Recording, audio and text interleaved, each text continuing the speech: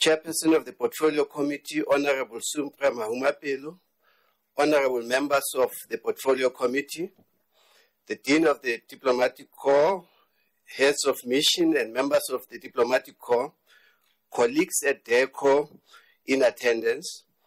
On behalf of the leadership of the department, I warmly welcome you this morning here at DIRCO. As members of the Foreign Service, it is always a pleasure to welcome here at our campus, a beautiful campus, I may add, members of the Portfolio Committee. Of course, naturally, their visits evoke some nervousness on our part because integral to their mandate is to conduct an oversight on our work and hold us accountable.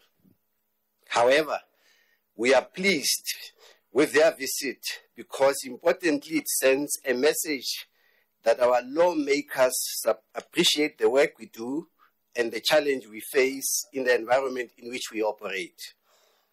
This support is crucial, especially during this current era of both complex and fast-evolving international contexts.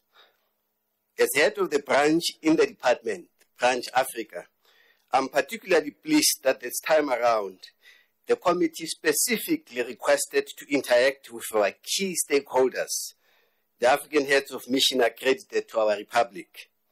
As DIRCO, we continue to maintain a dynamic contact with our colleagues from the African continent, and we are pleased that now they have an opportunity to directly engage with members of parliament.